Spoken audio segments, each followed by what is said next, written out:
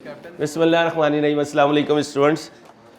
जी मेरे दोस्तों, ये जो घरों में बैठे हुए ना और यूट्यूब का इंतज़ार कर रहे हैं, सिर्फ मजबूरी में आज मुझे आपको लेक्चर यूट्यूब पे देना पड़ रहा है। इंसान बना करें और क्लास में आया करें। लेक्चर नंबर 29 और हम ऑपरेटिंग सेगमेंट्स कर रहे हैं। ठीक है, ऑपरेटिंग सेगमेंट का स्टैंडर्ड मुश्किल नहीं है, लेकिन इसका जो नोट है वो थोड़ा सा लेंथी भी है और इसमें किसी वक्त भी आई कैप अपने पेपर में कोई भी स्वीटनर या फिलर जो है वो ऐड कर सकता है। बेटा कल वाला ज़रा क्वेश्चन ओपन कर लें। आई कैप के क्वेश्चन बैंक का क्वेश्चन था, फिर आई कैप की नई बुक में ये एग्जाम्पल बनी, कौन सी? Example number 4। एग्जाम्पल ना लिया करें, ये आई कैप के पास पेपर होते हैं सारे, ये सारे आई कैप के पास पेपर हैं। आई कैप ने अनफॉर्चुनेटली अपनी बुक में पास पेपर का नंबर और जो अटेम्प्ट है वो हटा दी हुई है। इस क्वेश्चन में कुछ बातें कल की थी और कुछ बातें हमने छोड़ दी थी। ज़रा क्वेश्चन पढ़ लें। जो बातें छोड़ दी थी उनको लेकर आज मैं ऑपरेटिंग सेगमेंट का नोट बनाने लगा हूँ। क्वेश्चन पढ़ लें ज़रा प्लीज़। क्वेश्चन पढ़ लीजिए प्लीज़।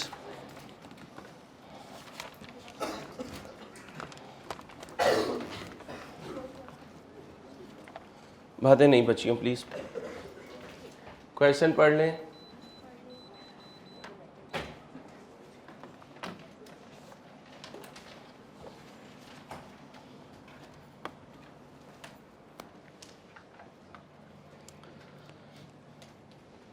ये स्टोरी कल की है, ये स्टोरी भी कल की है। कल हमने क्या डिस्कस नहीं किया था, इसका मतलब आज कहीं लायबिलिटीज़ का रोल होगा। ऑपरेटिंग सेगमेंट्स प्रोडक्ट वाइज किए हैं या एरिया वाइज? Product wise. और अगर यहाँ कंट्रीज आ जाते तो एरिया वाइज ज्योग्राफिकली हो जाता। Inter segment sale by chemicals to polyester and soda ash is 28 million and 10 million respectively. और कल बताकर गया था कि जिसकी सेल्स हैं वो कंसिडर कीजिएगा, ये उसकी इंटरनल सेल्स हैं। जब इसने सेल किया तो किसी ने परचेज भी किया। हम इस साइड पे नहीं जाएंगे, बीएफडी में ट्रांसफर प्राइसिंग के टीचर बताएंगे, ठीक है। और जब इसकी सेल देखेंगे तो प्रॉफिट पे भी नज़र रखेंगे, क्योंकि जहां सेल होगी उसी के अंदर प्रॉफिट छुपा हुआ है, क्योंकि selling price is equal to cost plus profit, ठीक है। अब वो कह रहा है कि 28 मिलियन सेल की, 10 मिलियन की पॉलिएस्टर को की, सोडा ऐश को की, और इसमें मैंने मार्जिन रखा 30%। कल हम बात कर गए थे कॉस्ट पर हो तो मार्कअप और सेलिंग प्राइस पर हो तो। जरा देख लें 28 मिलियन पर 30% कितना प्रॉफिट है जो इस सेल में इसने अपनी बुक्स में रिकॉर्ड किया हुआ है। इसने अपनी बुक्स में रिकॉर्ड किया हुआ है जी 8.4। दूसरा भी लेना है 10 मल्टीप्लाई बाय 30%, 3। इसको जरा संभाल के रखें, अपने पास बुक में संभाल के रखें। अब मुझे बताएं क्या कहा था हमने? ग्रुप की फाइनेंशियल स्टेटमेंट्स बनती हैं तो ग्रुप इंटरनल सेल्स शो नहीं करता, लेकिन जब कोई सेगमेंट अपनी रिपोर्ट बना रहा हो तो वो एक्सटर्नल भी शो करता है और इंटरनल भी शो करता है। ओके, कौन से दो डिपार्टमेंट्स आमतौर पर ऐसे थे जो कॉस्ट सेंटर हैं और रेवेन्यू सेंटर नहीं थे? हेड ऑफिस और R&D। इनके एसेट्स होंगे, इनकी लायबिलिटीज होंगी, इनकी होंगी। एसेट होंगे तो लायबिलिटीज भी होंगी। एक्सपेंसेस होंगे जी, हो सकते हैं, एक्सपेंसेस भी हो सकते हैं। सेल्स होंगी? नहीं सर, सेल्स नहीं हो सकती, न एक्सटर्नल हो सकती हैं ना इंटरनल हो सकती है, ठीक है। आगे पढ़े। ऑपरेटिंग एक्सपेंसेस में शामिल है क्या? हेड ऑफिस के। और वो ऑपरेटिंग एक्सपेंसेस यहां नहीं है, यहां नहीं है, लेकिन जब इस गोल्ड लिमिटेड की ग्रुप की फाइनेंशियल स्टेटमेंट्स बनी होंगी तो उसके जो ऑपरेटिंग एक्सपेंसेस होंगे उसमें ये 75 मिलियन शामिल होंगे। ये एग्री करते हैं? लिख लें अपनी बुक पे। These 75 million are included in group's financial statements. In group's financial statements.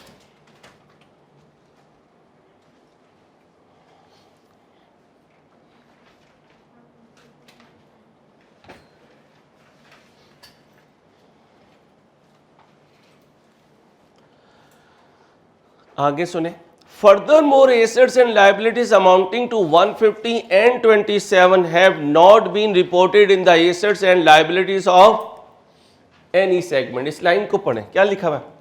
कहता है asset and liabilities to amounting to 150 and 27 million have not been reported in assets and liabilities of, इसका मतलब ये एसेट्स इन एसेट्स में शामिल, ये liabilities in liabilities में शामिल। तो ये एसेट्स किसके हैं? हेड ऑफिस या आर&डी, हेड ऑफिस या आर&डी। और वो लाइबिलिटीज किसकी हैं? हेड ऑफिस या आर&डी। आगे चलें। In accordance with the requirements of International Financial Reporting Standard, determine the reportable segments of Gohar Limited। आएं जरा इधर, ये क्या है? Reportable segment. कौन कौन बने थे? केमिकल, सोडा ऐश और फार्मा। ये है उनकी वर्किंग नंबर 1, ये वर्किंग नंबर 2 और ये 75% टेस्ट वर्किंग नंबर 3। ये जो कल हमने बोर्ड तैयार किया, इसका मकसद क्या था? रिपोर्टेबल सेगमेंट्स को आइडेंटिफाई करना, रिपोर्टेबल सेगमेंट्स को। अब सोच के बताना, ये जो कुछ मैंने किया ये एक्सटर्नल मार्केट को बताया होगा कैलकुलेशन करके या खुद किया? इंटरनल वर्किंग है, इंटरनल वर्किंग है। इसको हमने एक्सटर्नल मार्केट को शो नहीं किया, क्योंकि एक्सटर्नल मार्केट को या तो फाइनेंशियल स्टेटमेंट शो होती हैं या उसके अंदर बनने वाले नोट्स। तो लिखें कल के सॉल्यूशन के नीचे, above calculations are only performed, above calculations are only performed for internal management workings, for internal management workings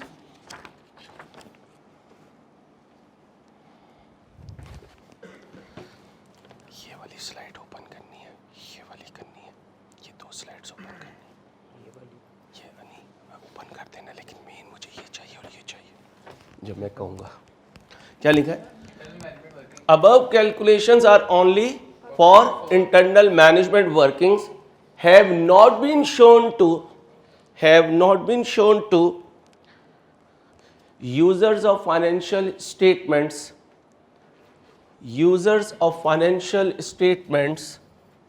externally।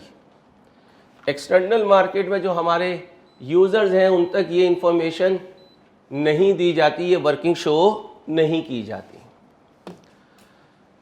What do you mean by PPE note?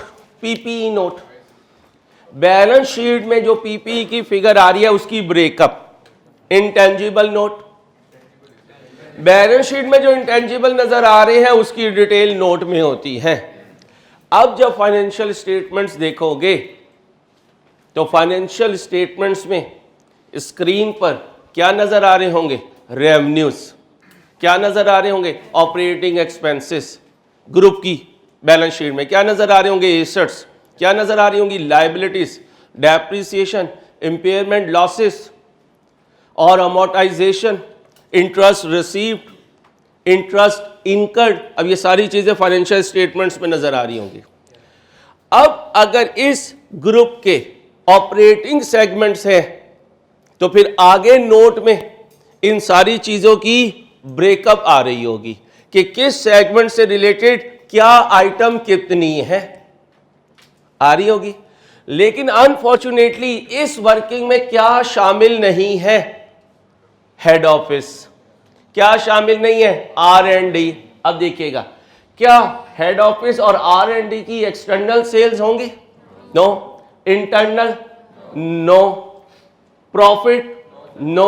Operating losses? No. Assets? Yes. Liabilities? Yes. Operating expenses? Yes. Depreciation? Yes. Interest earned? Yes.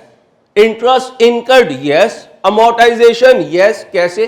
अगर head office या आर&डी के intangible assets हैं तो amortise भी हुए होंगे, तो asset उनकी तो अमोर्टाइजेशन भी उनकी। अगर हेड ऑफिस के टेंजिबल एसेट्स हैं तो टेंजिबल एसेट भी हेड ऑफिस के और उनकी डेप्रिसिएशन भी हेड ऑफिस की।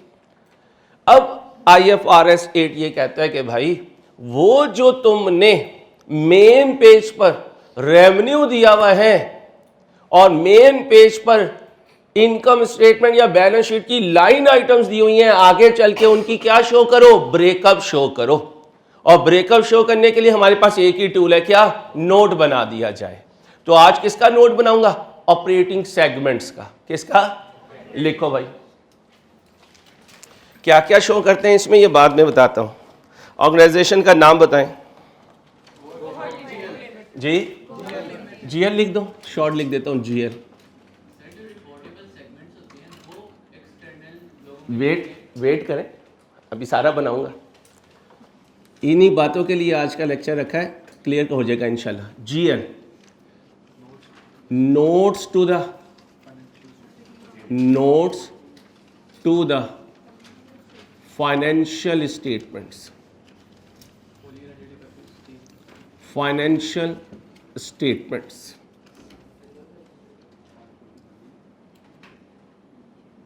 जी, ऑपरेटिंग, बोलें जी, सेगमेंट्स, ऑपरेटिंग सेगमेंट्स। कोई नंबर दे दे, 22 दे दो जी, 22 दे दो। कल तो नहीं दिया था, कल नोट बनाया ही नहीं था, तो नंबर कैसे दे सकता हूँ। वो इंटेंजिबल एसेट का था, ये तो ऑपरेटिंग सेगमेंट्स का है जी। हाँ, for the notes to the, for the year ended, for the year ended, क्या डेट थी बेटा, 31/3/15। अब जरा ध्यान से देखिएगा, बाकी स्लाइड्स तो बाद में करूंगा। नोट बनाने के लिए मुझे जो चीजें चाहिए पहले वो आपके साथ डिस्कस करने लगा, देना यार।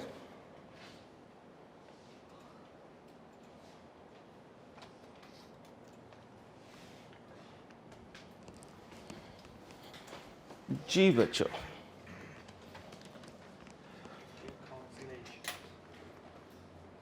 पूरा देते ना, डायरेक्ट रिकंसिलिएशन ना दे। हाँ, पूरा दे दे।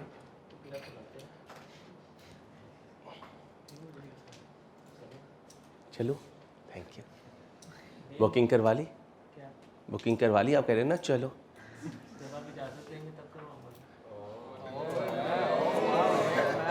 पहले ज़माने थे, बच्चों की कोई ऐसी बात इस एज में हो जाती थी तो वो रुमाल रख लिया करते थे मुंह पे, यार शर्म आ रही है। अजीब बच्चे हैं मार्केट के यार आजकल तो। चले भाई, क्या बनाने लगा, डिस्क्लोजर बनाने लगा। सबसे पहले कौन सी इंफॉर्मेशन देनी है, जनरल इंफॉर्मेशन।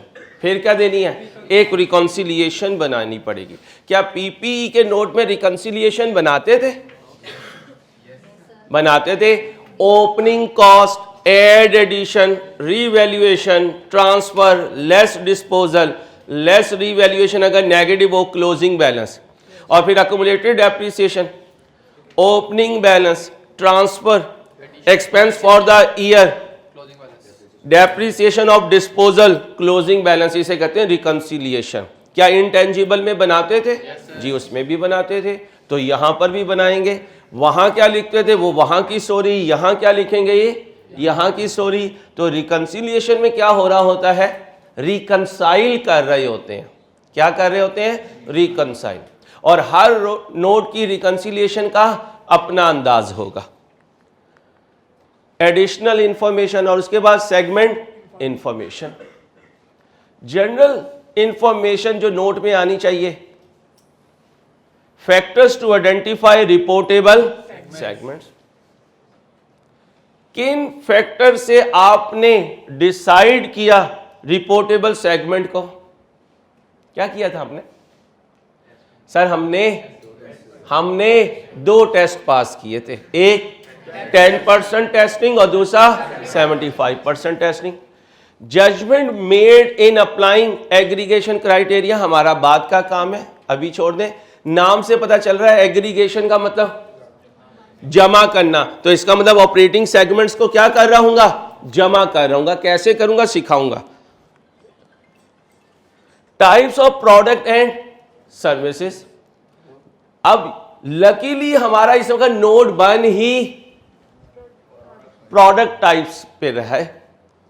इसका मतलब अगर मैं एरिया वाइज कर रहा होता तो फिर मुझे क्या शो करना पड़ेगा, इस साइड पे भी शो करना पड़ेगा प्रोडक्ट्स या अपनी सर्विसेज को। तो यहां तो मेरी लाइफ इजी है क्योंकि ऑलरेडी किस पे बन रहा है, product wise, service wise.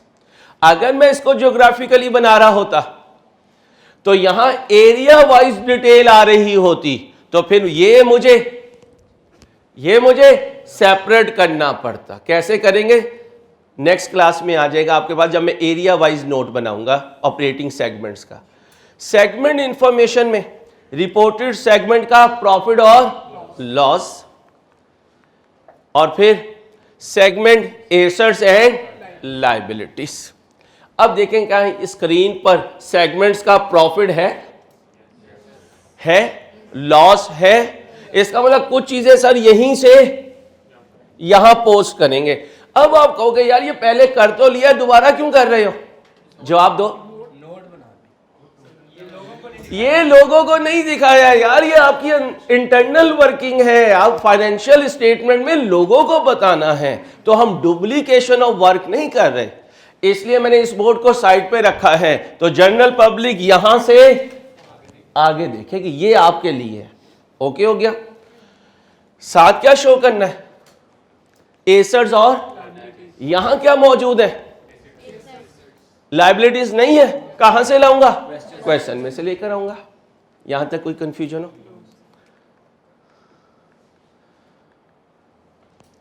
Basis of measurement, ये बेसिस जब करेंगे ओके हो जाएगा कि कॉस्ट इवैल्यूएशन मॉडल है, या आपने ये बेसिस कैसे डिसाइड की कि ये हेड ऑफिस में होगा, ये R&D में होगा, ये सेगमेंट्स में होगा।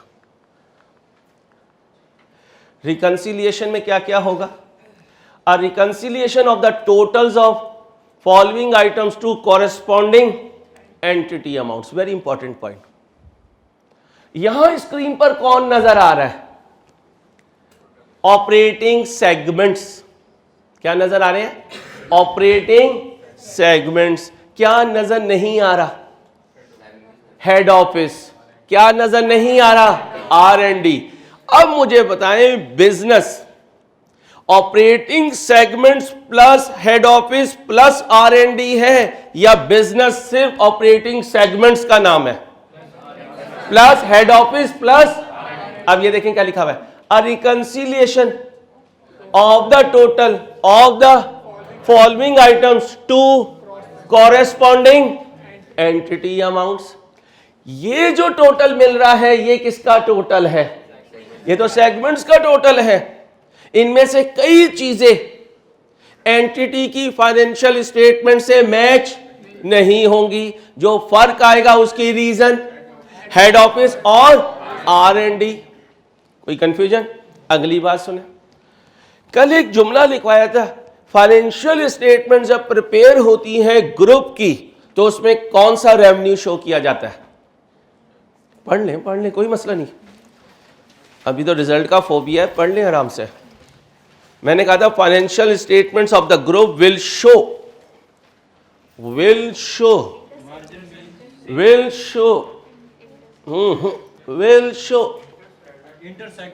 नहीं भाई, नहीं विल नॉट है। एक और बात लिखवाई थी, लिखते नहीं ना।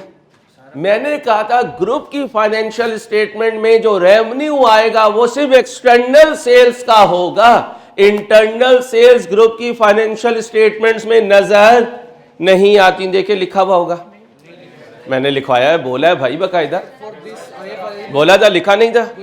लिखो, लिखो भाई, लिखवाया था। एक मिनट बोले।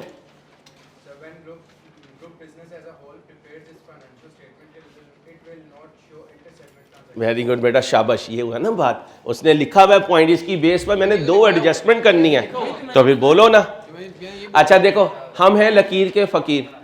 सन ने लिखवाया ग्रुप अपनी फाइनेंशियल स्टेटमेंट्स बनाएगा तो उसमें इंटर सेगमेंट जो सेल्स है वो नहीं लिखेगा। मैं इस वक्त ये बोल रहा कि ग्रुप जब फाइनेंशियल स्टेटमेंट्स बनाएगा तो उसमें सिर्फ एक्सटर्नल सेल्स लिखेगा। आप कह रहे नहीं नहीं ये जुमला नहीं बोला था भाई, शहजादे हो यार, लिखो इसमें। इसका दूसरा मीनिंग ये है कि ग्रुप की फाइनेंशियल स्टेटमेंट्स में सिर्फ एक्सटर्नल सेल्स शो होती है।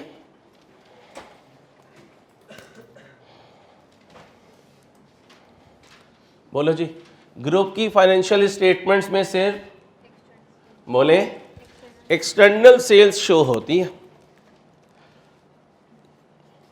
अब सुनो, सेगमेंट्स अपनी सेल्स का टोटल कितना बता रहे हैं, ये देखो जहां लाइट है 2732, लेकिन जब फाइनेंशियल स्टेटमेंट्स में जाओगे तो वहां 2732 नहीं होंगी, वहां क्या होंगी 2694, क्योंकि ये कौन सी सेल्स है, ये इंटरनल है। और ग्रुप ने अपनी जब इनकम स्टेटमेंट बनाई होगी तो इसको शो नहीं किया होगा। तो फिर जहन से एक बात निकाल दो, क्या कि सर अंसारी इस बोर्ड में और नोट में सिर्फ फर्क हेड ऑफिस और R&D का नहीं होगा, कुछ ऐसी चीजें भी होंगी जो यहां शो हो रही होंगी और ग्रुप की फाइनेंशियल स्टेटमेंट्स में नजर नहीं आएंगी। अगली बात सुनना,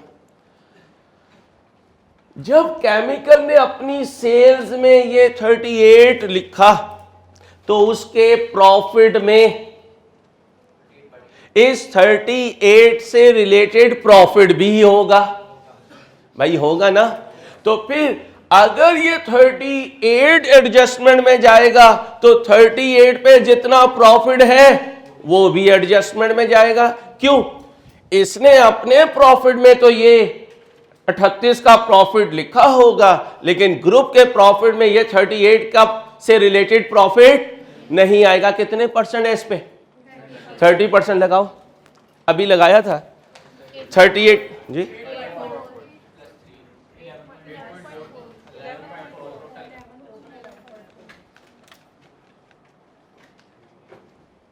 ओके हो गया। कितना बना 30%, 38 का 30% कितना बना, इसका मतलब 11.4 की प्रॉफिट की भी एडजस्टमेंट होगी, 38 के सेल्स की भी एडजस्टमेंट होगी। अच्छा, फिर ऑपरेटिंग एक्सपेंसेस में उधर पढ़ो, उधर देखो, एक नजर उधर रखा करो क्वेश्चन पे। इससे पहले क्वेश्चन दुआ करें कोई ऐसी टेक्नोलॉजी हो ये भी मसला हल हो जाए। इधर मैंने दूसरा प्रोजेक्टर लगाने की कोशिश कर रहा हूँ ताकि दोनों प्रोजेक्टर साथ मूव कर रहे हो। आपको सारा मैंने ना ऑटोमेशन पे ले जाना है, ठीक है। फिर मैंने इसको भी ये जो इसकी कटिंग जुल्फे लहरा रही है ना, इस तरफ गिर रही है, ये भी ऑटोमेशन पे जाएंगी। रात को सोया करेगा, सुबह गंजा। चलो आगे आओ, कहाँ पे था, खामोश है। ये 75 मिलियन यहां कहीं आ रहे हैं, लेकिन फाइनेंशियल स्टेटमेंट जो ग्रुप की होंगी उसमें आ रहे होंगे। तो फिर रूल क्या बना, नोट बनाते हुए कुछ इस बोर्ड का सहारा होगा और कुछ क्वेश्चन का सहारा होगा। लिखो, इन नोट प्रेपरेशन, जल्दी करें, in note preparation some information from the part A, other from the question,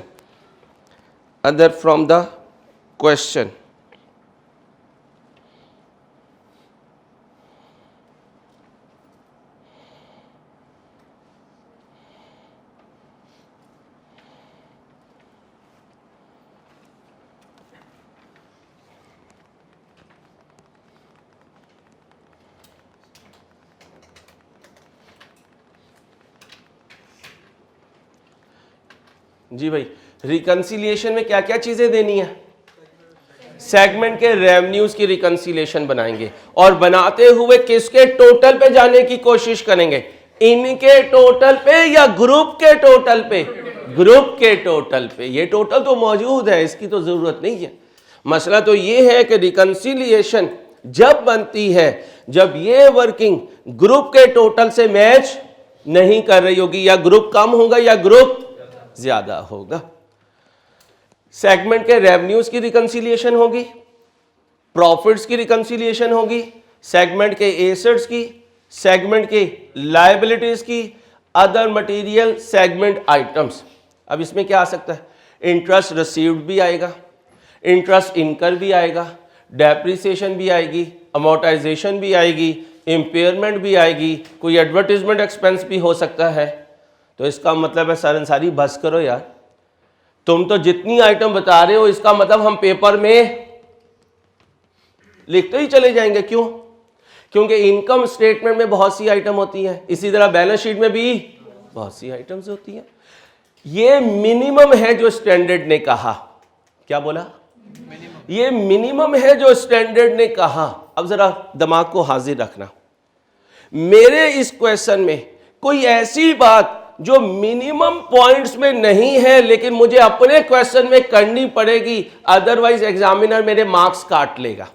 देखें क्वेश्चन, देखें कोई ऐसी बात जो क्वेश्चन में डाटा मौजूद हो, लायबिलिटीज तो आ गई, जो क्वेश्चन में डाटा मौजूद हो लेकिन उसने रिकंसिलिएशन ना मांगी हो।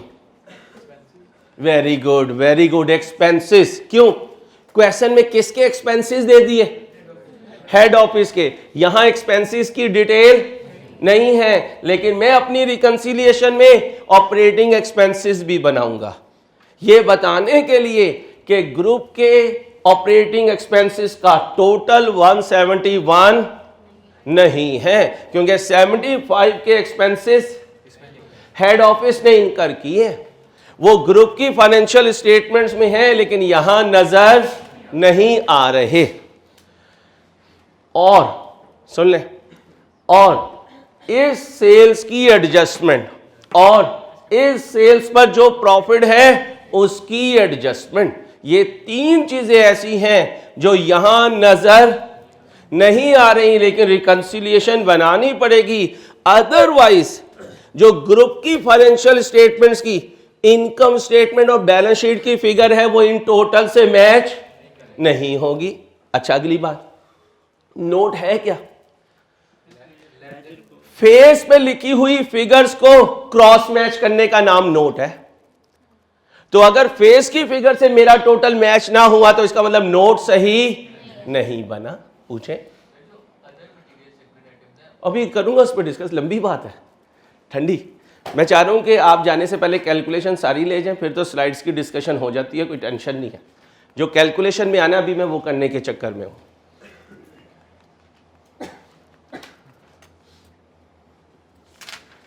ये ओके हो गया, कोई इशू नहीं इसमें। एडिशनल इंफॉर्मेशन में जाऊं अभी, आओ भाई। मेजरमेंट ऑफ सेगमेंट प्रॉफिट और क्या कह रहे हैं, रेवेन्यू फ्रॉम। अब ये एडिशनल है, अभी इस पे बात नहीं कर रहा, पहले मिनिमम नोट बना लो, फिर नीचे जगह बनाकर एडिशनल नोट बनाना शुरू करूंगा। क्या क्या चीजें एडिशनली पेपर में आ सकती हैं, क्योंकि अभी ये चीजें मेरे पेपर क्वेश्चन में नहीं है, इनको मैं तंग भी नहीं कर रहा। आ जाए क्वेश्चन पे। What do mean by material operating segment? Reportable segment को क्या कहते हैं? लिख लें, reportable segment is known as, reportable segment is known as material operating segment.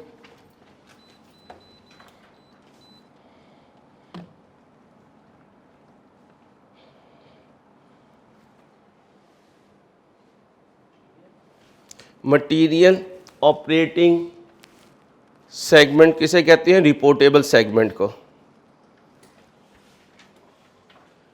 Okay हो गया।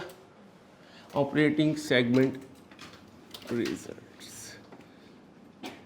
आइए जी जरा, पहले मैं सिर्फ इनसे रिलेटेड नोट बनाऊंगा, फिर दिखा रहा हूं। क्या डुप्लीकेशन तो नहीं कर रहा? नहीं, क्योंकि ये क्या है, इंटरनल वर्किंग। यहां पे नोट बनाने लगा। बताएं जी, पहला रिपोर्टेबल सेगमेंट कौन सा है जी? केमिकल।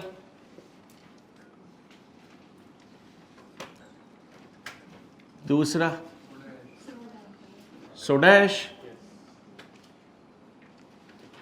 इसके बाद जी फार्मा। ओके हो गया। अब गौर से सुने, हमारे क्वेश्चन में कितने ऑपरेटिंग सेगमेंट्स थे? 5। कितने रिपोर्टेबल बने? 3, कितने नहीं बने? क्या वो ऑपरेटिंग सेगमेंट है या नहीं? ऑपरेटिंग सेगमेंट तो है, लेकिन क्या नहीं है? अच्छा, इनको मैं नाम देने लगा अदर ऑपरेटिंग सेगमेंट। क्या नाम देने लगा? यहां लिख दें other operating segment. Other operating segment. अब आपके IFRS 8 ने क्या कहा मिस्टर अंसारी? आपने अगर समझे कि अदर ऑपरेटिंग सेगमेंट्स की डिटेल भी लोगों तक पहुंचना बहुत ज़रूरी है, तो उसको भी अपने नोट का हिस्सा बना लें। लेकिन नाम क्या दे दें? अदर ऑपरेटिंग सेगमेंट लिख लें। Other operating segment. अगले बॉक्स में लिख लें other operating segment. Other operating बोले सेगमेंट। और लास्ट में क्या लिख दें? टोटल। क्या मैं रिकंसिलिएशन बनाने लगा? नहीं, इसे कहते हैं सेगमेंट एनालिसिस। क्या कहते हैं?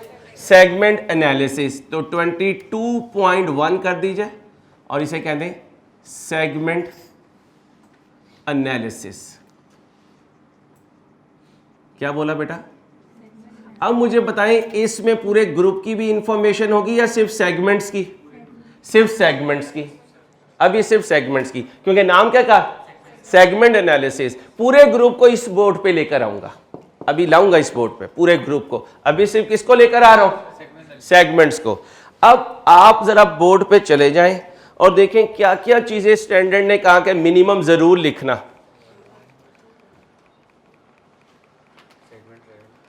एक मिनट भाई, एक मिनट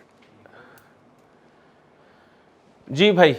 सबसे पहले वहां से डिटेल मुझे बता दीजिए, 1 बाय 1 लिखवाएंगे आप। पहली आइटम बताएं, revenue from external customers as it is उठा लें।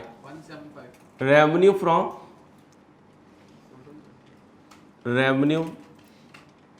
फ्रॉम बोले एक्सटर्नल कस्टमर्स। आप पूरा लिखिएगा, फिर लिखें revenue from internal sales. Revenue from internal sales. लग ऐसे ही रहा है कि सर वहां से क्या कर रहे हैं? सिंपली पोस्टिंग कर रहे हैं। रेवेन्यू फ्रॉम इंटरनल कस्टमर्स या इंटरनल सेल्स, कुछ भी कह दें। फिर क्या आएगा? Total sales. क्या आएगा? Total sales. टोटल रेवेन्यू कह दें, क्योंकि अक्सर जगह हमने रेवेन्यू का ही वर्ड लिखा। स्टैंडर्ड से वर्ड मैच हो जाएंगे तो ज़्यादा सही रहता है। इसके बाद लिखें ऑपरेटिंग एक्सपेंसेस। क्या लिखें? Operating expenses. सीक्वेंस आगे पीछे हो सकती है, स्टैंडर्ड ने सीक्वेंस कुछ नहीं बताया, लेकिन मैं इस तरीके से करना चाह रहा हूं। सेल्स आ गई, ऑपरेटिंग एक्सपेंसेस आ गए। अब मैं क्या लिख दूंगा? Net profits. क्या लिख दूंगा? नेट प्रॉफिट्स स्लैश बोलिए लॉसेस। यहां अलहदा नहीं करना, वो तो टेस्टिंग के लिए अलहदा किया था। अच्छा, स्टैंडर्ड ने डिफाइन नहीं किया ये कौन सा प्रॉफिट है। ICAP अपने पास पेपर में इसे प्रॉफिट बिफोर टैक्स लेके चल रहा है। अगर प्रॉफिट आफ्टर टैक्स भी कहेगा तो कोई डिबेटेबल पॉइंट नहीं है। इसके बाद आ जाए सेगमेंट के एसेट्स और फिर सेगमेंट की बोले सेगमेंट एसेट्स और फिर सेगमेंट की लायबिलिटी।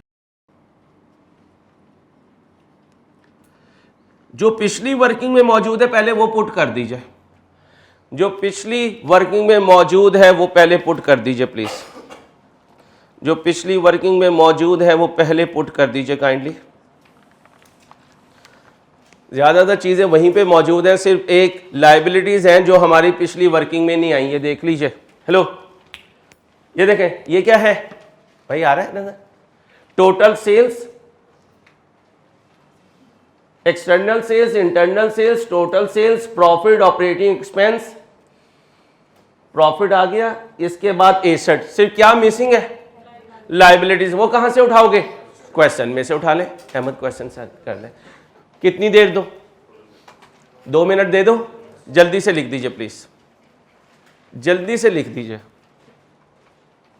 मुबशिर भाई कह रहे हैं कि सर हमने तो ये सीखा था एसेट्स का ओपनिंग बैलेंस होता है, एडिशंस होते हैं, फिर डिस्पोजल होते हैं, आज आप ये नोट ऐसे क्यों बना रहे हैं? भाई जिस चीज़ का नोट बनाना है वो डिसाइड करेगा नोट कैसे बनेगा। ये फिक्स एसेट्स का नोट नहीं बना रहा हूँ, ये किसका बना रहा हूँ? ऑपरेटिंग सेगमेंट का। अब IFRS ये नहीं कह रहा IAS 16 का नोट बना दो, वो कहता है जो मैं कह रहा हूँ उसका नोट बनाओ, और हर स्टैंडर्ड नोट बनाने का अपना अंदाज लेकर आएगा भाई, अपना अंदाज लेकर आएगा।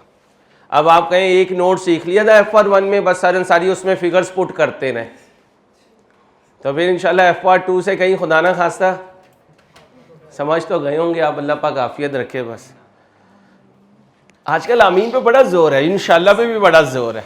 शक्लें देखो कैसी भोली भोली बनाई हुई है।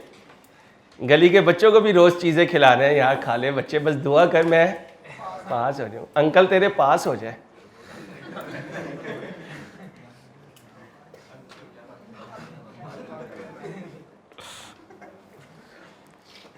नहीं अंकल हैं तो लाजमी बात है, फिर आंटी भी यही कह रही होंगी। आंटी और क्या कह रही होंगी?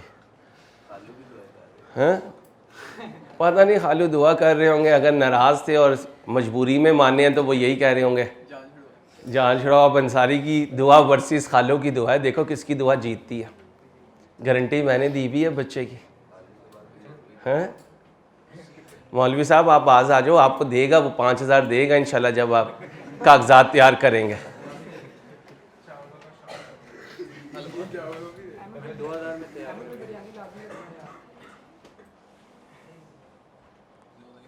सलमान तूने इंशाल्लाह पास हो जाना है, इसके लिए बड़ी दुआएं निकलती हैं। इसने मेरा बायोलॉजिकल एसिड तैयार करवाया बच्चों का, अब इसने रिवीजन में काम आना है। तुझे मैंने कहा था बन जा बायोलॉजिकल एसिड, तूने कहा नहीं मैंने नहीं बनना। अब क्या, अब तो बायोलॉजिकल एसिड बन गया, वह बंगाली बकरा। कितना रह गया भाई? दुआ करें बस अल्लाह पाक आप पे करम कर दे इंशाल्लाह। सदका दे रहे हो? अब लेना ना शुरू कर देना, सदका देना है। कौन सर इससे इस वक्त हम सबसे बड़े मुस्तहिक हैं, हमारा रिजल्ट आ रहा है। सदका देना है, लेना नहीं है। वो अलहदा बात है, मुसाफिर पे सदका लगता है, चाहे वो करोड़पति आदमी हो, सफ़र में है, उसका तोशा ख़त्म हो गया, उस पर सदका लगता है। सैयदों पे सदका नहीं लगता। सैयदों को सदका दिया भी ना करें, सिर्फ हदिया दिया करें, ठीक है।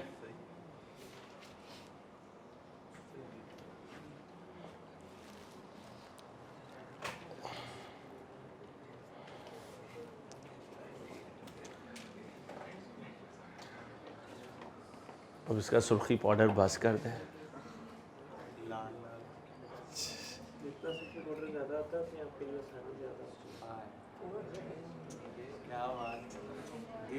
सोच में पता नहीं क्या क्या इसके लगाए मुझे जा रहा है, सोच में इसके पता नहीं क्या क्या बातें आ रही हैं इस वक्त। मौलाना तुम्हें सारी बातों का पता है, तुम चीज क्या हो यार।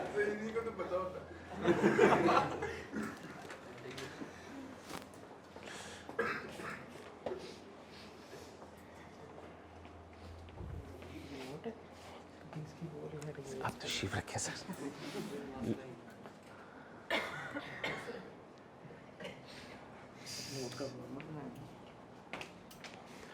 जी मेरे दोस्तों लिखवाएं जी मुझे chemical. Revenue from external customer लिखवाना है 17 जी। Soda ash pharma 25। अब इधर देखें कौन कौन से हमारे रिपोर्टेबल सेगमेंट नहीं है। पॉलिएस्टर एंड लकीली दोनों साथ ही हैं, दोनों को क्या करते जाएंगे? क्लब करते जाएंगे। और अगर प्रॉफिट और लॉस दो चीजें हुई तो दोनों को नेट करेंगे, दोनों को नेट करेंगे। लिखवाएं जी 474। कैसे आया? पहली फिगर बताएं। 227 प्लस 247 टोटल कर दे 2694। इंटरनल सेल्स आसानी से आ जाएंगी, सिर्फ इसी की हैं केमिकल की। टोटल कर दें 38। टोटल रेवेन्यू यहीं से टोटल करवा दें 17। नेक्स्ट 216 252 474 क्लब कर दें 2732।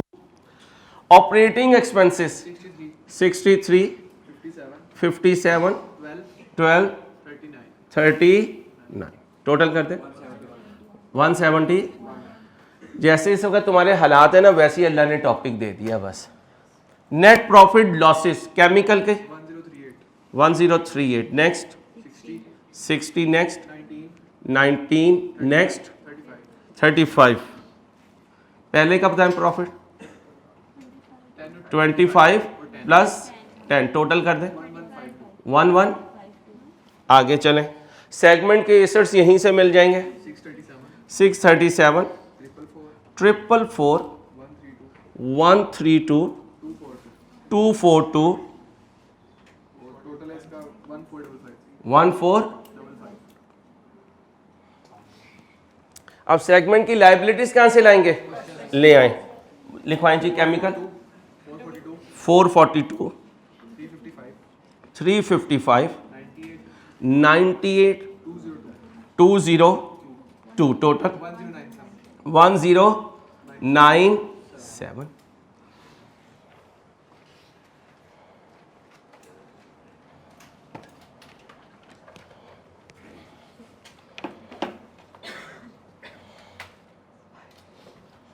अब ध्यान से मेरी बात सुनना, सुन लोगे? जाग रहे हो? कोई मिलाद करवाओ, कोई अल्लाह से मांगो, दुआ करवाओ अपने लिए।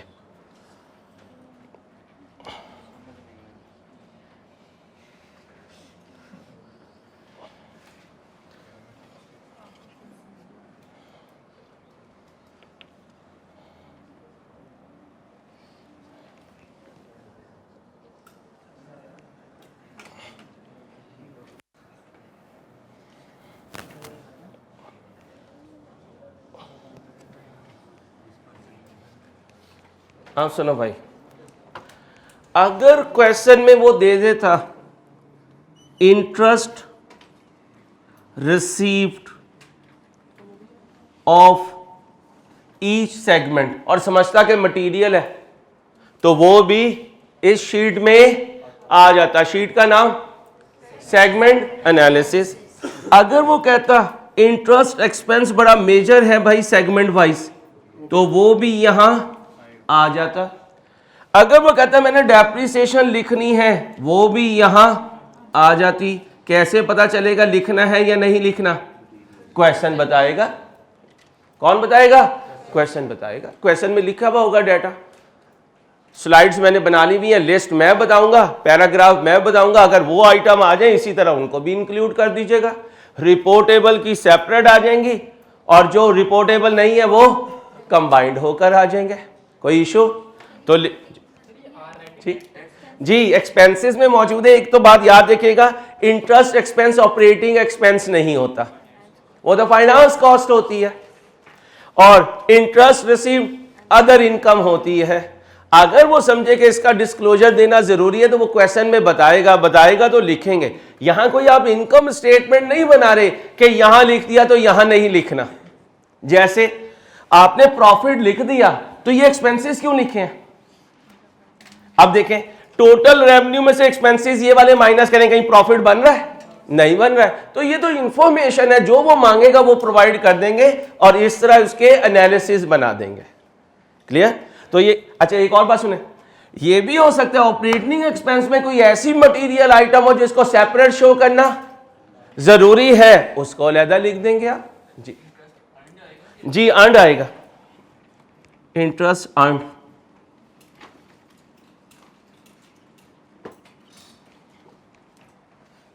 तो फिर रूल क्या बना? संसारी हम आपका क्वेश्चन देखा करेंगे। अगर क्वेश्चन में इन मिनिमम से कुछ एक्स्ट्रा हुआ और वो सेगमेंट एनालिसिस में पुट हो सकता हुआ, जो आप लिस्ट देंगे पैराग्राफ की स्टैंडर्ड की, तो हम वो भी पुट कर दिया करेंगे। ये मिनिमम है जो मैंने बताया। अच्छा, इस मिनिमम में ये नहीं था, जाके स्लाइड देख लीजिएगा, ये मिनिमम में नहीं है। मैंने क्यों लिखा? क्योंकि क्वेश्चन में सेपरेट लाइन आइटम्स के तौर पे आ रहा है, और फिर इसने रिकंसिलिएशन का पार्ट भी बनना है, क्योंकि हेड ऑफिस के ऑपरेटिंग एक्सपेंसेस शो हुए हुए हैं, इसलिए इसको मैंने शो कर दिया। अब आ जाए कहां पर? रिकंसिलिएशन पर। किस पर? ये 22.1 है, इसे बना दें 22.2 और हेडिंग क्या बना दें? बोले रिकंसिलिएशन। क्या बना दें? रिकंसिलिएशन।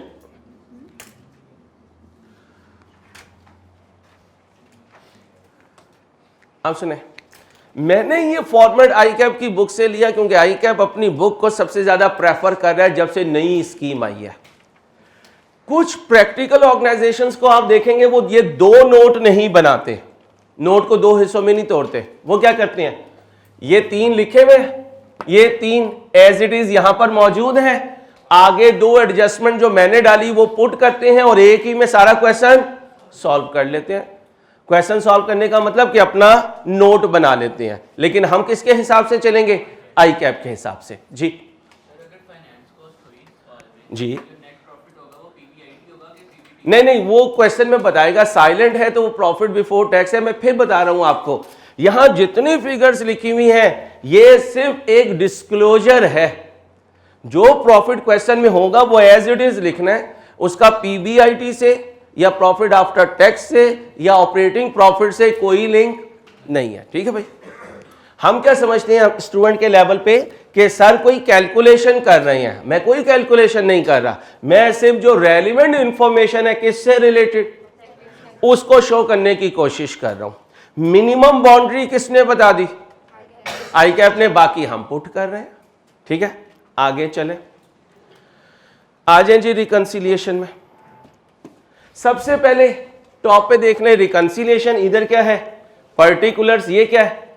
Reportable segment. फिर अदर देन रिपोर्टिंग सेगमेंट। फिर elimination of inter segment transaction. फिर अदर एडजस्टमेंट। उसके बाद ये हटा दीजिए फ्रॉम क्वेश्चन, यहां लिखिए हेड ऑफिस, लिखो head office plus R&D। Other adjustment में हेड ऑफिस एंड R&D।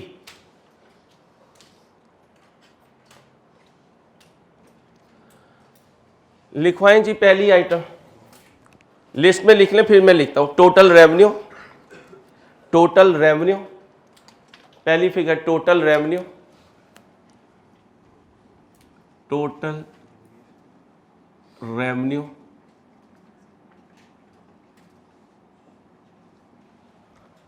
इसके बाद लिख लीजिए operating expenses. Operating expenses sequence change कर सकते हैं, कोई ज़रूरी नहीं है। फिर नेट प्रॉफिट था, नेट प्रॉफिट लिख लीजिए।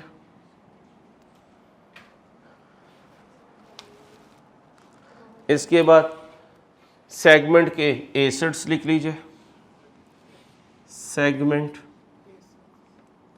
एसेट्स, और फिर सेगमेंट लायबिलिटीज। और अगर कोई और आइटम होती तो जी, अगर कोई और क्वेश्चन में लाइन आइटम्स होती तो उनकी भी रिकंसिलिएशन बना सकते हैं। ध्यान से बताइएगा, what do you mean by this figure? Group, बोलो ग्रुप फाइनेंशियल स्टेटमेंट्स। क्या बोला? Group financial statements. बच्चा एग्जाम में क्या समझते हैं कि ये टोटल क्या है? सेगमेंट का टोटल। नहीं भाई, मैं रिकंसाइल करने आया हूं किसको? सेगमेंट्स को। किसके साथ? बोलो फाइनेंशियल स्टेटमेंट्स के टोटल के साथ। अब कुछ अंदाज देख लीजिएगा जिस अंदाज से पेपर आ सकता है। This plus this plus this plus this equal to this, this plus this plus this minus this plus this minus this equal to this. अब इंट्रो के एमसीक्यूज में जाओ, चले गए। कभी डेटर का लेजर बीडी दिया करता था और क्या कहता था, सीडी पे पहुंचो, बीडी से सीडी पे पहुंचो तो लेफ्ट टू राइट मूव कर जाएंगे। ऐसा भी तो हो सकता है क्या दे दे, सीडी दे दे और इनमें से कोई आइटम मिस कर दे। इसका मतलब ए टू जी भी हो सकता है और जी टू ए भी हो सकता है। एमसीक्यू में तो जी टू ए पूरा भी हो सकता है, लेकिन नोट में हो सकता है आपको जो मैं टेस्ट दूं, मैं फाइनेंशियल स्टेटमेंट एक बना के दे दूं, बना सकता हूं ना। इसका मतलब ये फिगर्स मैंने दे दी, ये कुछ फिगर्स आपको यहां से मिलेंगी, इन दो कॉलम्स को एडजस्ट करना पड़ेगा, वो बैलेंसिंग बन जाएगा। तो फिर ए टू जी भी एक्सपेक्ट कीजिएगा और जी टू लिखें। Question may come from A to G and may also from Z to A. Question may come from A to Z and can also be बोले Z to A। हम क्या करने लगा, कोई खास काम नहीं है। ये क्या है, रिपोर्टेबल सेगमेंट्स। रिपोर्टेबल कौन होते हैं, रिपोर्टेबल सेगमेंट्स जो मटेरियल होते हैं। कौन से मटेरियल होते हैं, जो हमारे टेस्टिंग रूल को पास कर दें। कितने टेस्टिंग रूल, दो, एक और दूसरा। अब ये तीन कौन है, ओ भाई ये तीन कौन है। अब इनको क्या करने लगा, क्लब करने लगा। कर दो क्लब, सब कर लें, सब क्लब कर दें, करने दे सबको भाई, सबने पैसे दिए हुए,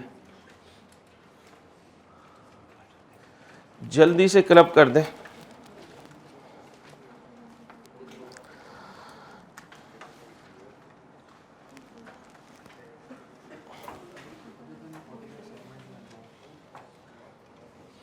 ध्यान से जमा कीजिएगा। एक बच्चा या बच्ची पहले मुझे यहां ब्रेक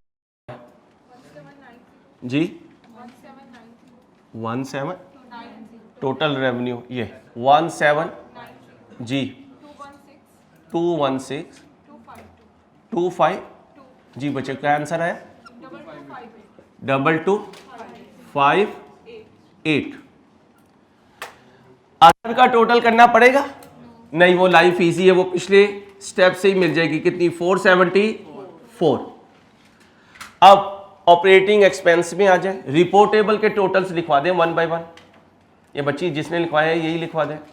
ऑपरेटिंग एक्सपेंसेस 63 57 12 जमा कर दें 130। अदर देन रिपोर्टेबल सेगमेंट का कोई टेंशन नहीं है, वो टोटल पहले ही मौजूद है 39।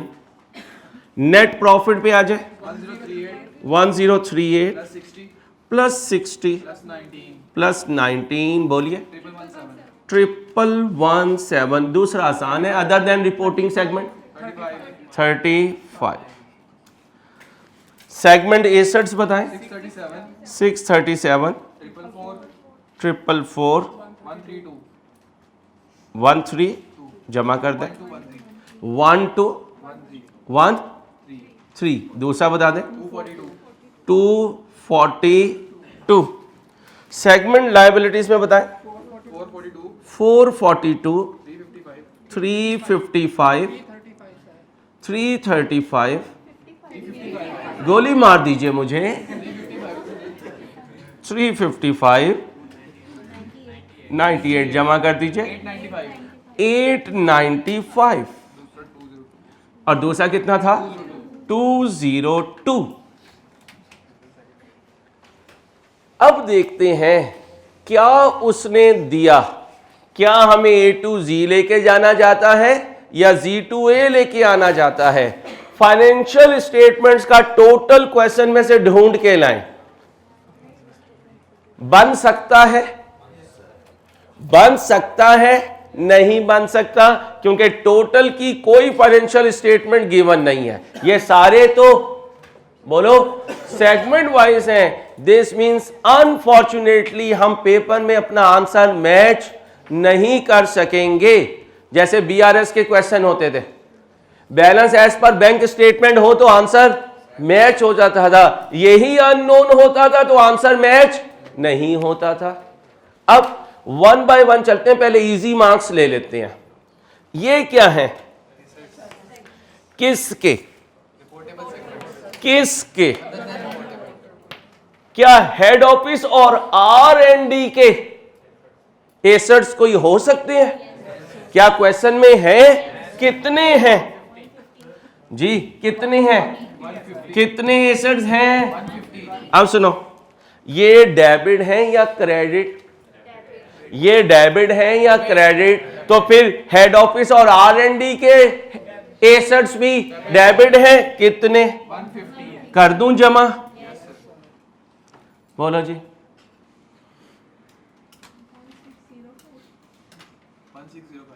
1605। अब रुक जाओ, अब रुक जाओ, रुक गए।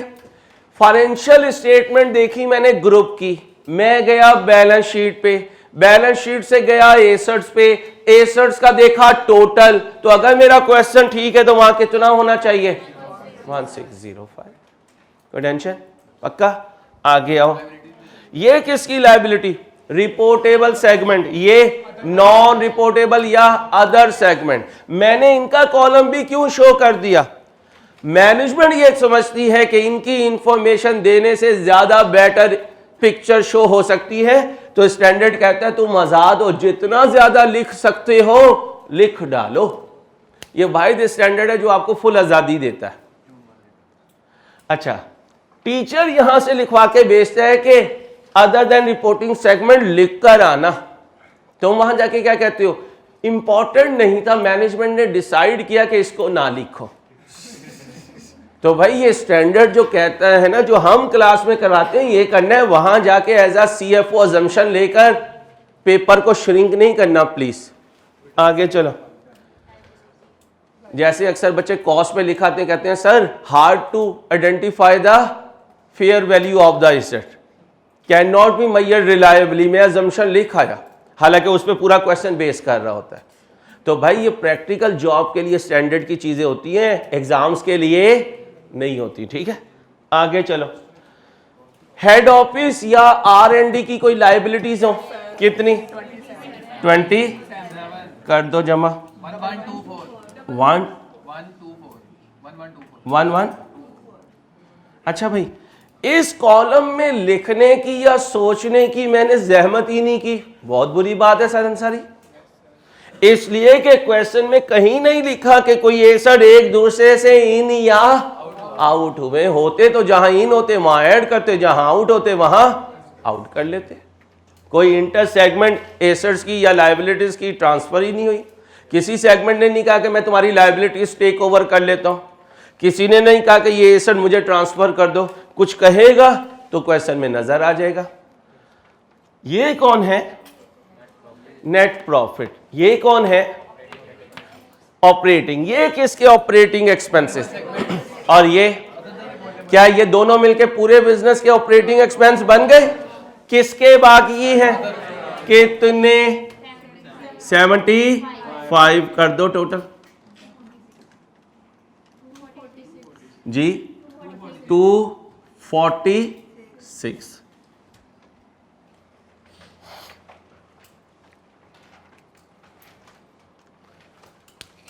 अब जरा ध्यान से, हेलो, ध्यान से समझना। ये किसने कमाया? ये किसने कमाया जी? जी, अदर देन। क्या यही दोनों प्रॉफिट कमाए गए? क्योंकि हेड ऑफिस ने तो कुछ नहीं कमाया, R&D ने कुछ नहीं कमाना, वो है ही नहीं हमारे लिए ऑपरेटिंग सेगमेंट। ऑपरेटिंग सेगमेंट की डेफिनेशन जब करवाऊंगा तो समझ आ जाएगी कि क्यों सर इन्हें ऑपरेटिंग सेगमेंट नहीं समझ रहे। अभी ये समझे ये ऑपरेटिंग सेगमेंट नहीं है, इन्होंने प्रॉफिट नहीं कमाना। अब ये जो प्रॉफिट आया, जरा इसे कैलकुलेटर पे ले लो। ये जो प्रॉफिट आया इसे कैलकुलेटर पे ले लें। ले लिया भाई, ले लिया, कितना आया, ठीक है। ये जो प्रॉफिट आया, ये जो प्रॉफिट आया, ये किन ऑपरेटिंग एक्सपेंसेस को माइनस करके आया, सेगमेंट्स के ऑपरेटिंग एक्सपेंसेस। आज आपने ग्रुप के एक्सपेंसेस में 75 ऐड कर दिया। एक्सपेंस खुद क्या होता है, डेबिट, ये भी डेबिट, ये भी डेबिट। अब जब एक्सपेंस 75 से ग्रुप लेवल पर अप हुआ तो बताओ क्या प्रॉफिट डाउन होगा या वो वहीं पे रुका रहेगा। अब ये 5 के 5 बड़ी बड़ी सलावातें सुना रहे होंगे, किसको, हेड ऑफिस को। क्या कह रहे होंगे, कमाए हम, पिक्चर हमारी इंप्रूव होनी थी, जालिम ने अपने एक्सपेंसेस ग्रुप के प्रॉफिट में पुट कर दिए, जिसकी वजह से ग्रुप का प्रॉफिट कितना। अब बताएं प्रॉफिट क्या होता है, इंट्रो प्रॉफिट डेबिट या क्रेडिट, क्रेडिट, ये भी क्रेडिट। एक्सपेंस की वजह से प्रॉफिट कम या ज्यादा, कम होगा तो डेबिट या क्रेडिट। ऐड करूं या लेस करूं, लेस करें, कितना लेस करें, 75। अभी रुक जा, अभी रुक जाए, आगे सुने। उधर जाके देखें इंटर कंपनी कोई सेल्स हुई थी, देखें जरा क्वेश्चन पढ़े, क्वेश्चन पढ़े, शाबाश, ध्यान से। हुई थी। अब ग्रुप की रेवेन्यू फिगर मैंने देखी तो मैंने कहा यार इसमें क्या क्या शामिल है। कहता है यार इसमें तो सेल एक्सटर्नल सेल्स है। वो मैंने कहा यार काम खराब हो गया। कहता क्या हुआ, वो मैंने कहा यार इसकी सेल्स में इंटरनल सेल्स भी हैं और यहां पहुंचने से पहले इसको धक्का देना। अब हमने इसे कहा यार जरा बाहर आ, ये बाहर आया। हमने कहा 38 नहीं देगी जरा, इसने 38 की सेल दी, मैंने हाथ में पकड़ी और बाहर फेंक दी, टोटल में नहीं डाली, बाहर फेंक दी, क्योंकि अगर इसमें रहने दूंगा तो वो यहां आएगी, यहां की फिगर वहां कुछ और है और यहां कुछ और होगी। क्या करूं कि टोटल से मैच कर जाऊं, ऐड करूं लेस करूं, लेस करूं, कितने से। ऊपर हेडिंग देखें क्या है, elimination of inter segment transaction. अच्छा अब सुनना, हेलो, ये क्या है, प्रॉफिट। ये क्या थी, सेल में कितना था, 38 निकाल दिया। इस प्रॉफिट में इस 38 से रिलेटेड इस रिपोर्टिंग सेगमेंट ने, जिसका नाम केमिकल है, उसने अपने प्रॉफिट में इस इंटरनल सेल्स का प्रॉफिट रखा हुआ है। रहना चाहिए या निकाल दो, क्यों निकाल दो, अदरवाइज ग्रुप के प्रॉफिट से मैच नहीं करेगा। ग्रुप इस सेल को भी नहीं रिकॉर्ड करता, इस सेल के प्रॉफिट को भी नहीं रिकॉर्ड करता। अच्छा ये रट्टा नहीं है, इस पे पूरा एक चैप्टर है ट्रांसफर प्राइसिंग का, वहां आपको टीचर सिखाएगा ये क्यों एलिमिनेट करवाया था अंसारी ने FR2 में। मेरे से मुलाकात हुई तो मैं करवाऊंगा, किसी और से हुई तो वो करवाएगा कि यहां से सेगमेंट की, बोलो, सेगमेंट की इंटरनल सेल्स निकालनी है और यहां सेगमेंट के प्रॉफिट में से इस सेल का प्रॉफिट निकालना है। कितना था आपने कैलकुलेट किया वह। अच्छा ये प्रॉफिट क्या है, ये ब्रैकेट नहीं लगवाई थी, ये ब्रैकेट है ना, ये क्या है, क्रेडिट। जब प्रॉफिट कम करूंगा तो डेबिट, ऐड करूं लेस करूं, कितना लेस करूं, 11 कर दो, राउंड ऑफ कर दो, 11.4 करो, चलो ठीक है 11.4। जी हेड ऑफिस की तो कोई सेल्स वगैरह होती नहीं है, कर दें जी टोटल 26 बोलो 94। आगे ये तो हो गया था, ये सही है, ये बोले 0.6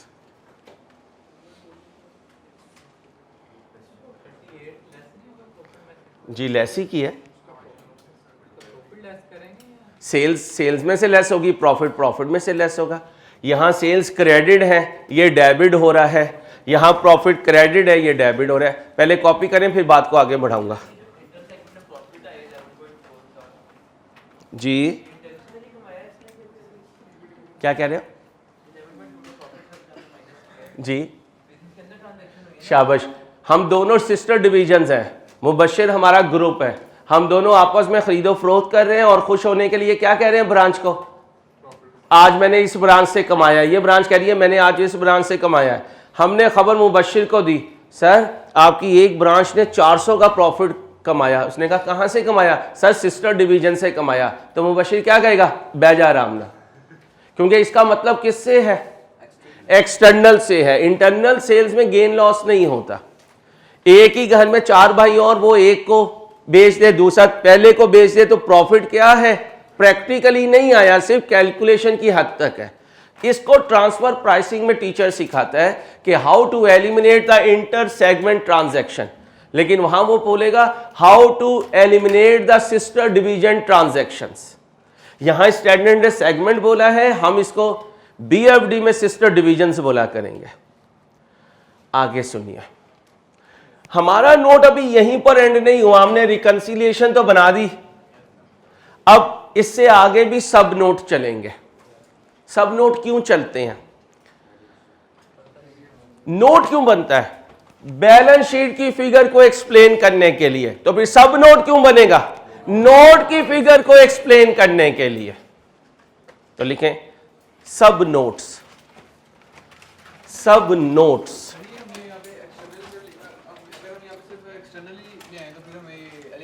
नहीं, सुने भाई, हेलो, प्रैक्टिकली ये नहीं होता कि यहां पर हम सिर्फ एक्सटर्नल सेल्स ले आए, वो तो हमेशा ऐसे ही होगा।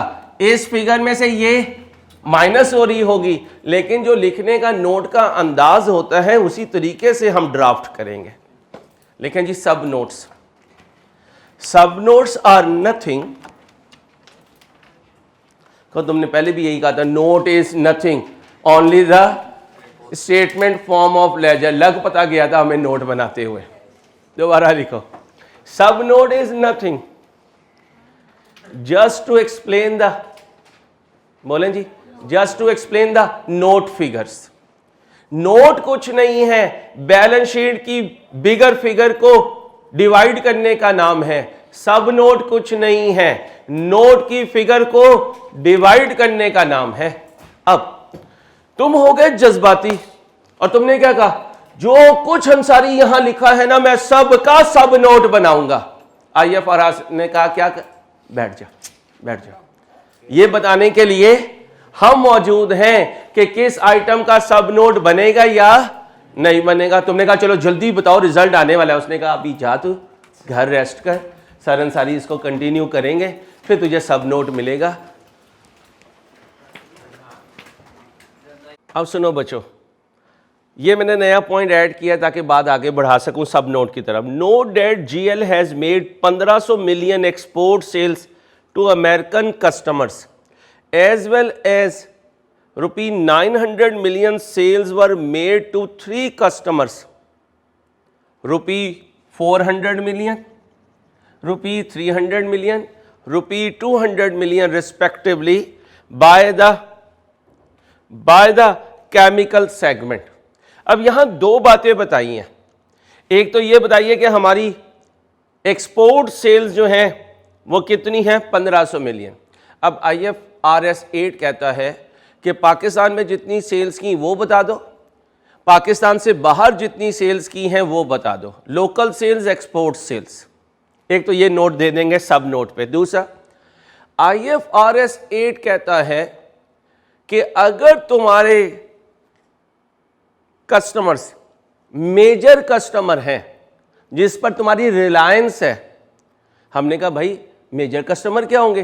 तो स्टैंडर्ड कहने लगा जो कस्टमर तुम्हारी 10% या इससे ज्यादा सेल्स करवा रहे हैं वो तुम्हारे मेजर कस्टमर हैं, और तुम आइडेंटिफाई करो कि ऐसे कितने कस्टमर्स हैं जो तुम्हारे मेजर कस्टमर्स हैं। तो फिर मेजर कस्टमर्स कौन से होंगे? जो हमारी टोटल सेल्स का एटलीस्ट 10% रेवेन्यू जनरेट करवा के दे रहे हैं। अब जरा गौर से देखिएगा, मेरी टोटल सेल्स कितनी है 2694। अब लगाएं इसका 10%, 269, 400 इस पर पूरा उतर रहा है, 300 इस पर पूरा उतर रहा है, 200 इस पर पूरा नहीं उतर रहा। इसका मतलब मेरे दो मेजर कस्टमर हैं, जिन्हें मैं 400 की सेल कर रहा हूं, जिन्हें मैं 300 की सेल कर रहा हूं। कस्टमर आइडेंटिफाई नहीं करना, बस ये बताने हैं कि मेरे दो मेजर कस्टमर्स हैं। अगर आप इसको भी मेजर कस्टमर लिखाएंगे तो गलत हो जाएगा, क्योंकि 200 जो है वो मेरी टोटल सेल्स का 10% नहीं है। अब मैं इधर मिटाने लगा हूं और इधर सब नोड बनाने लगा हूं।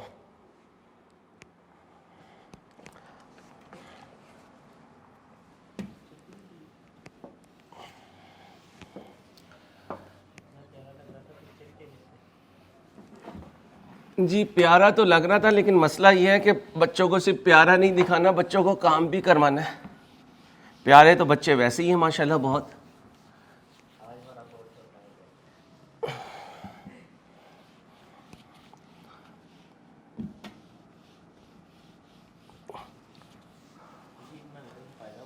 जी बच्चों को पता चल गया कि वर्किंग क्या है और नोट में क्या लिखना है, वरना वो नोट को ही वर्किंग समझते रहते और वर्किंग को ही नोट समझते रहते हैं।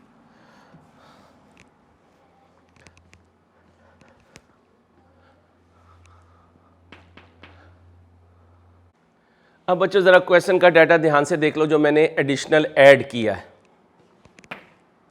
आ जाओ भाई। अब 22.1 या इसे 20 भी कह सकते हैं, कोई इशू नहीं, ये 22.1 या 22.1 कह दीजिए। अब इधर आ जाए, स्टैंडर्ड कह रहा है आपने पाकिस्तान में जितनी सेल्स की वो लिख दीजिए और आपने जो एक्सपोर्ट सेल्स की हैं वो लिख दीजिए।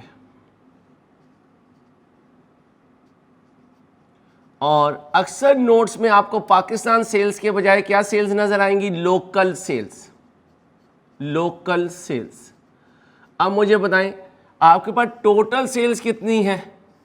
सर अंसारी हमारे पास टोटल सेल्स हैं मिलियंस में 2694, ये तो मैं टोटल में लिख दूंगा, ठीक है। अब बताएं मैंने अमेरिका में कितनी सेल्स की,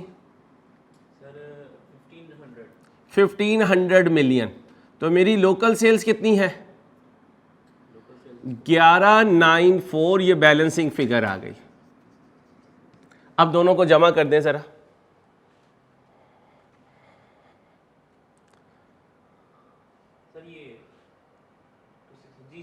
ओके अब आ जाए मेजर कस्टमर्स। कितने मेजर कस्टमर्स हैं आपके, दो मेजर कस्टमर्स हैं, आप लिख दें GL limited has 2 major customers giving the entity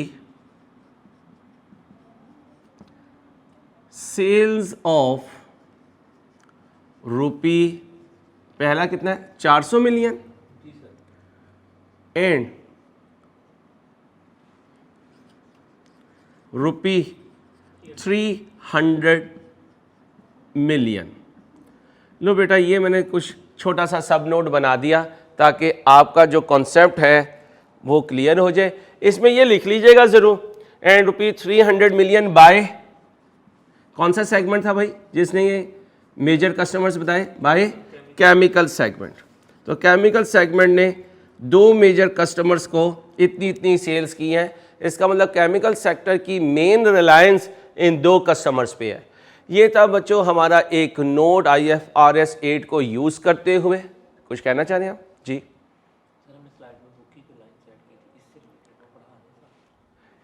जी बच्चों अपना ख्याल रखिएगा, इंशाल्लाह मुलाकात रहेगी। अल्लाह हाफिज़।